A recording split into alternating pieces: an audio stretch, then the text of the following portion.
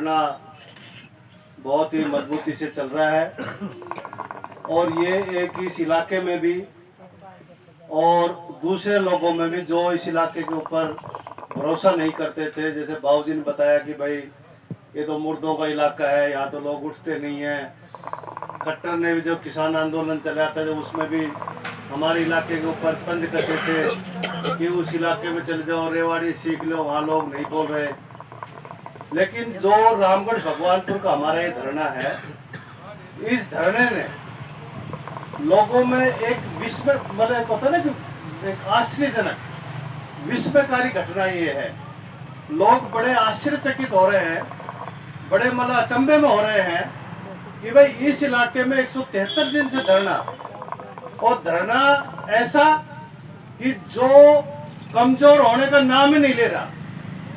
Daily रोज वो अपने आगे की तरफ बढ़ रहा है, मजबूती की तरफ बढ़ रहा है।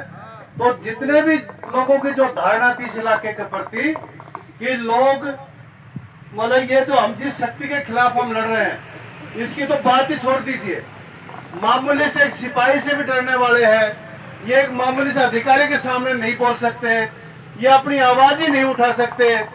ये जितनी भी जो इस तरह से धारणाएं बनी हुई थी लोगों की हमारे इलाके के प्रति, वो इस धरने ने सारी जगह धराशायी कर दी। और पूरे इलाके में, पूरे हरियाणा प्रदेश के अंदर ये बात आ गई कि भाई दक्षिण हरियाणा के अंदर भी, अहिरवाल क्षेत्र के अंदर भी रामगढ़ भगवानपुर की एक धरती ऐसी है जिसने इस इलाके की बड़ी से बड़ी जो शक्ति अपने आप को समझते हैं उनको ललकार दिया। और 173 दिन से वो बैठे हुए हैं। और इस धरने की जो ताकत है, वो धरने की ताकत क्या है?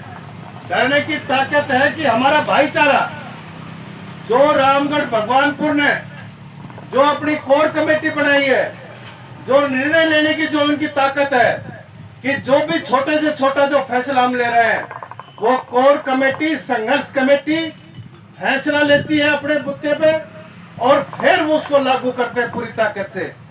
अपनी जो एकता, जो भाईचारा, वो हमारे इस धरने की ताकत है।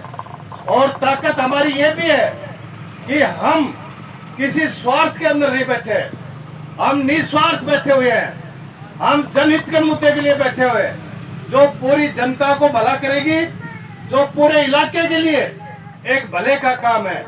क्योंकि शिक्षा, स्वास्थ्य और दूसरी जो मूलभूत सुविधाएं हैं वो सबको चाहिए। आज हमने भी अपने संगठन की तरफ से स्वास्थ्य की मांग को लेकर कि जो नागरिक हॉस्पिटल में, ट्रॉमा सेंटर में जो बिल्कुल बदहाली हो रही है, उसके खिलाफ हमने ज्ञापन दिया और शिक्षा मंत्री के पास भी ज्ञापन भेजा सीएमओ के माध्यम से। और उनसे ये भी कहा, उस ज्ञापन में स्वास्थ्य मंत्री के पास ये भी कहा कि रामगढ़ भगवानपुर के अंदर जो 173 दिन से जो लोग बैठे हैं, जो जनता संघर्ष कर रही है और जो लोग नहीं सुन रहे हैं, स्वास्थ्य मंत्री को शर्म आनी चाहिए, लोगों की आवाज को सुनना चाहिए। और ये जो हॉस्पिटल यहाँ पर जर्जर हालत में हो गया है, इसको तुरंत शिफ्ट किया जाए वायदे के मुताबिक। ये मांग भी हमने आज वहां उठाई है।